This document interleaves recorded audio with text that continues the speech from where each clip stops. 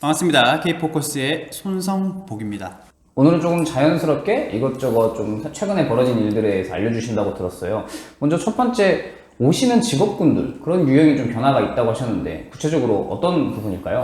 올해 이제 2022년에 들어와서 제가 약 한 달 정도를 상담을 좀 진행한 결과 작년과 좀 다른 양상으로 직업군들이 좀 뚜렷해진 것 같아요.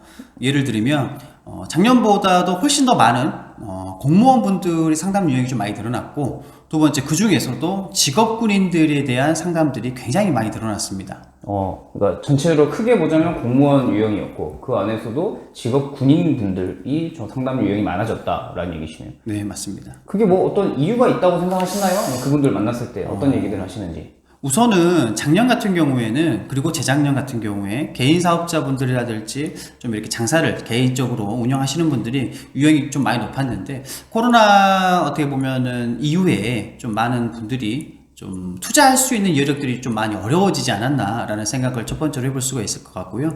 그리고 이제 공무원분들 같은 경우에는 이제 올해 도입을 해서 안정적인 투자에 대한 부분들을 조금 많이 생각을 하신 것 같아요. 당연히 올해에 대한 부동산 정책, 그리고 토지에 대한 정책에 대해서 어느 정도 생각을 좀 해보시고 오시는 분들이 굉장히 좀 많았었습니다. 작년에 왔던 고객 수가 예를 들면 한 달에 100이라고 가정을 한다면 그 비중보다 늘었나요? 줄었나요? 늘었습니다.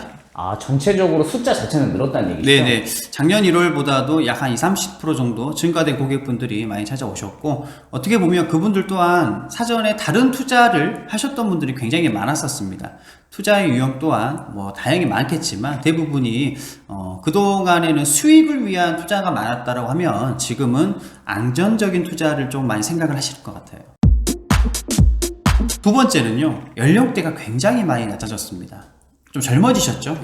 예. 연령대라고 하면 보통 지난번에 저희가 이런 얘기를 한번 나눴을 때 가장 주 연령층이 40대, 50대. 그러니까 아무래도 부동산 투자가 뭐 단돈 몇만 원만 있으면 하는 건 아니니까 너무 자산을 갖춘 분들이 주로 많이 온다는 얘기셨는데 그렇지 않고 더 낮아졌다는 얘기 하시는 거죠? 네, 제가 지금 최근 한두 달 정도를 상담했었을 때 굉장히 많이 20, 30대의 비중이 높아졌습니다. 그게 흔히들 우리가 요즘 언론에서 말하는 뭐 MZ세대라든지 이분들이 투자에 관심이 생겼다라는 게 실제 현실에서도 나타나고 있는 거네요. 제가 이제 다만 걱정인 게, 제가 이제 그분들이랑 상담을 많이 이렇게 진행을 해보면 과거에 어떻게 투자를 했었는지 본인 투자 방식에 대한 이야기들을 저에게 많이 얘기를 해주십니다. 아무래도 여기에서 투자를 하기 전에 기존의 투자를 어떻게 하셨어요가 얘기를 좀 나눌 수 있겠네요. 저 같은 경우에는 무조건 부동산이 좋다, 토지가 좋다, 아니면 뭐 아파트가 좋다라고 찝어서 얘기해 주지는 않습니다. 왜냐면 어떤 투자 방식이든 그게 정답일 수는 없거든요. 다만 이제 그분들의 이야기를 들어봤었을 때 대부분이 공통점이 발견을 조금 했고, 그 부분들을 좀 오늘 이야기를 해드리고 싶었어요. 어떻던가요? 20대 분들이 기존에 투자했던 이력들? 저도 사실 아직 들어본 적은 없긴 하네요. 첫 번째는 그분들이 20대 그리고 30대 분들 대부분이 주식 투자를 시작하는 경험들이 대부분 가지고 있었더라고요. 이 영상을 보시는 젊은 분들의 경우에는 주식도 지금 하고 계실 텐데 그분들이 처음에 투자하는 금액이 어느 정도 되던가요? 제가 20대 같은 경우에는 약 1,000만 원에서 2,000만 원 정도를 하시는 분들이 굉장히 많았고, 30대 분들 같은 경우에는 약 2,000에서 4,000 사이 정도, 5,000 미만 정도로 많이 하시더라고요. 그러니까 뭐 엄청 크다고 할 수도 없지만 또 그분들 입장에서는 월급을 열심히 모아서 모은 목돈인 경우가 많네요. 그렇죠. 20대 같은 경우에 1,000만 원을 모으기 위해서는 적게는 뭐 1년, 많게는 2, 3년 정도를 투자를 해서 열심히 근로소득으로 모아가지고 만든 금액이기 때문에 첫 번째 재테크에 대한 수단으로 이제 주식을 선택을 했고, 그리고 이제 그 선택하는 과정에 약간 좀 안타까움이 있는 것이 무엇이냐면, 주로 뉴스나 호재에 많이 이끌려서, 그리고 주변 분들에 대한 이런 권유, 그래서 같이 함께 투자하는 경우가 굉장히 많습니다.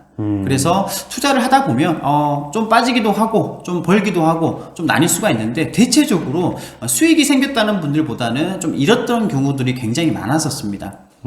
아마도 그 최근에 주식을 시작하시는 분들은 2020년에 그 코로나 때 엄청나게 주식시장 폭락장 이후에 대세 상승장에 들어오셨다가 원래 주식이 이렇게 잘 버나? 라는 분들이 많았는데 최근엔 좀 그렇지 않다고 저도 뉴스에서 좀 본 것 같아요. 맞습니다. 그래서 거기에서 벌었던 분들도 그리고 잃었던 분들도 사실은 큰 리스크라는 게 존재합니다. 벌었던 분들은 더 큰 금액을 벌기 위해서, 그리고 벌 수도 있다라는 자신감과 생각 때문에 전문적인 지식이 대입되는 것이 아니라 기업을 분석하고 아니면은 주식에 대한 부분에 대해서 정확하게 분석적인 측면으로 가는 게 보다는 이런 기분에 그리고 주변의 지인들과 함께 이런 이야기들로 같이 투자하는 경우가 많았었습니다.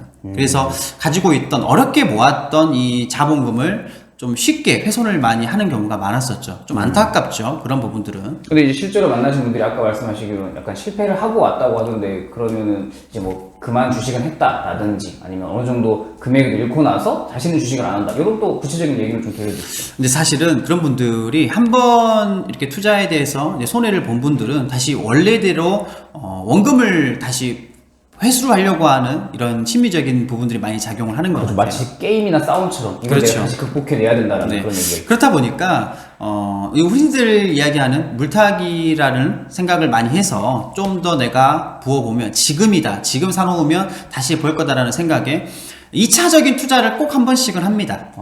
여기서 내가 다시 극복해내리라. 그렇죠. 그래서 거기에서 이제 지금까지는 투자 금액이 본인이 모았던 목돈이라든지 어떻게 보면 별개의 돈으로 이제 투자를 했다고 가정한다면, 지금 2차적으로 투자하는 분 같은 경우에는 자기가 앞으로 저축해서 해야지라는 분들은 거의 없어요. 여기에서 내가 추가적으로 대출을 받거나, 요즘에 이제 신용대출이나 아니면 카카오뱅크라든지 여러 짧게 소자본으로 그 대출을 할 수 있는 부분들이 좀 많이 있단 말이죠. 그래서 거기에서 불러 들어오는 금액 가지고 2차적으로 한 번 더 투자를 합니다. 처음에는 모아서 시작했다면, 두 번째 물을 탈 때는 대출로, 그렇죠. 신용대출 같은 걸 이용한다는 얘기죠. 이제 거기에서 이제 실패를 하게 되면 이분들은 굉장히 이제 멘탈이 가기 시작합니다. 그렇겠죠. 네. 그래서 그런 분들이 다시 한번 찾는 곳이 스토리가 또 있습니다. 이제 주식으로 많이 흔들렸던 멘탈을 잡으시려고 이제는 또 코인으로 가세요. 점점 위험해진다는 느낌이 계속 드네요. 네. 맞습니다. 저도 이제 직접 코인을 투자를 해서 이렇게 해보지는 않았지만, 코인이라는 항목이 어떻게 보면은 리스크적으로는 굉장히 좀 위험 요소를 많이 가지고 있기는 합니다. 여기에서 돈을 벌었다는 분들도 많이 계시기는 하지만, 단기간에 많은 수익률도 낼 수도 있지만, 단기간에 많은 금액을 자본을 잃을 수도 있는, 어떻게 보면은 리스크가 위험성이 큰 투자처이기 때문에 여기에서 한 번 더 가셔가지고 가지고 있던 금액들을 거의 바닥으로 탕진을 하시고. 그렇지, 그런 분들을 굉장히 많이 봤죠. 근데 이런 분들이 좀 안타까울 수도 있겠지만 여기에서 한 번 더 일어서려고 많이 노력을 합니다. 그래서 다른 투자처를 또 알아보시다가 여러 가지 투자 방향들을 생각을 해보시고 오셔가지고 상담을 도와드리는데, 다행인 것은 이분들이 여기에서 무너져가지고 더 이상 나는 재테크를 하지 않겠다라는 것이 아니라, 다시 한 번 더 또 재테크를 통해서 본인 자본 수익이 아니라 오로지 또 다른 재테크 수단으로 좀 자산을 늘려보려고 하는 생각을 가지시는 분들이 있어서 저와 또 이렇게 상담을 진행했던 것 같습니다. 물론 그런 경험을 하고 다시는 주식이나 코인 같은 뭐 투자를 안 할래 라고 그런 분들이면 아마 사장님을 찾아오지 않았을 테지만, 어찌 되었든 이거는 좋은 실패의 뭐 경험으로 삼고 앞으로 내가 다른 방식으로 투자를 해보자, 이제는 공부를 한다든지 아니면 뭐 사장님처럼 전문가를 찾아온다든지 이런 식으로 뭐 연결이 됐다라는 얘기시네요. 저는 개인적으로는 절대 그런 재테크들이 나쁘지 않다고 생각을 합니다. 더군다나 이런 주식이나 코인 같이 좋은 재테크 수단이 될 수도 있는 부분들이고, 그리고 적당히 내가 수준에 맞게 하는 것, 이게 정말 중요하거든요. 분명 잃을 수도 있습니다. 수익을 발생할 수도 있는 거고요. 다만 내가 어느 정도 금액만 갈 건지 처음부터 그 기관과 금액을 정확하게 좀 정해놓고 하시는 것을 추천드리겠습니다. 네, 전반적인 투자 조언에 관련된 얘기였던 것 같은데, 그러면 그렇게 상담을 하시다 보면 아무래도 본인이 잘 알고 계시는 토지 쪽, 이런 부동산 쪽을 추천하게 되실 것 같은데 어떤 얘기를 해주게 되나요? 저는 어떤 나이 연령대 분이 저를 찾아오셔서 상담을 하더라도 저는 무조건 부동산을 투자하는 거는 하지 않습니다. 왜냐하면 본인에 맞는 또 투자처가 있기 마련이고, 본인이 처해져 있는 상황이 사실 다 다르거든요. 본인이 지금 분명 투자할 수 있는 여건이 될 수 있는 분인지, 근데 아닌데도 좀 주변의 말을 듣고 나도 한번 해볼까? 라는 생각이 찾아오신 분도 계시고요. 두 번째는 좀 투자하는 금액 자체를 좀 너무 무리하게 좀 대출이라든지 좀 이렇게 자본을 좀 끌어서 하시려고 하시는 분들도 계시는 것 같고, 그래서 그런 분들한테는 좀 저는 현실적으로 조언을 많이 해드리는 편이에요. 무조건적으로 투자를 한다는 것보다도 본인의 상황을 저한테 직접적으로 사실대로 얘기를 해주셔야 저 또한 좀 현실적으로 이야기를 좀 해드리거든요. 당장에 내가 가지고 있는 자본금은 2, 3천만 원 밖에 없는데 좀 1억이 넘게 금액을 맞춰서 큰 개별 필지를 하나 가지고 오고 싶다라는 욕심 때문에 7, 8천을 대출로 이끈다라는 거는 말이 안 되는 거거든요. 어떤 투자든 간에 본인의 역량에 맞게끔, 본인의 상황에 맞게끔 하는 것을 추천을 해드립니다. 첫 번째가 조금 본인의 상황에 맞게 무리한 투자를 하지 말라라는 조언을 해주시고, 또 다른 게 있을까요? 우선은, 그리고 이제 두 번째 상황 같은 경우에는 나는 이제 다른 투자를 실패도 맛보았고 아니면 좀 하고 있고 아니면 좀 벌었거나 하는 경우에도 저는 좀 이렇게 포트폴리오식으로 나눠서 투자하는 거를 조금 많이 권해드립니다. 왜냐면 처음부터 너무 무리한 투자보다는 우선은 부동산이, 그리고 그 중에서 토지나 아니면 분양권 여러 가지 종류가 있겠지만 그 중에서도 그 중에 하나의 종목을 본인이 선택을 했다면 너무 큰 금액보다는 본인이 이 금액이 잠시 묶여 있어도, 특히 부동산 같은 경우 황금성이 많이 떨어지기 때문에 내가 잠시 이 금액이 여기에 묶여 있어도 크게 내 가계에는 영향이 미치지 않은 금액을 선정해서 하는 것, 이 부분이 좀 중요하거든요. 그래서 본인의 재정에 맞게 나누어서 투자하는 것을 조금 추천해 드립니다. 네, 다양한 투자 자산을 뭐 살펴보는 것도 좋은 방식인 것 같은데, 근데 연령별로 부동산을 어떻게 바라보고 있는지도 좀 궁금하긴 하거든요. 20대가 바라보는 부동산은 어떨까요? 20대가 바라보는 부동산은 저도 지금 30대 이제 후반을 달리고 있는 시점인데요. 제가 생각했던, 제가 경험했던 세대하고요. 그 다음에 요즘 20대 후반 이 친구들이 생각을 하고 있는 부동산은 또 많이 다릅니다.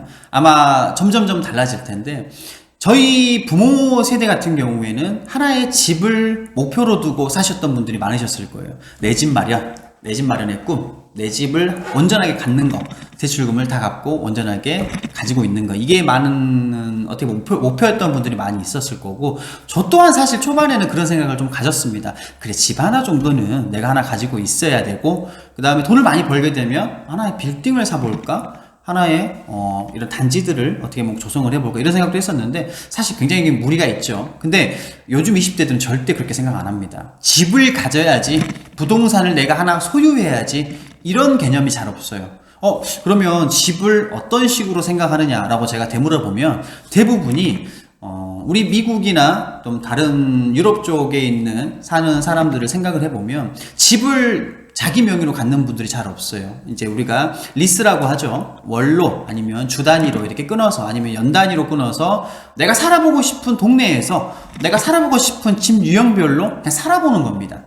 우리 흔히들 차를 온전하게 갖는 게 아니라 내가 필요할 때 필요한 차를 렌탈하는 것처럼 집 또한 그렇게 생각을 하고 있더라고요.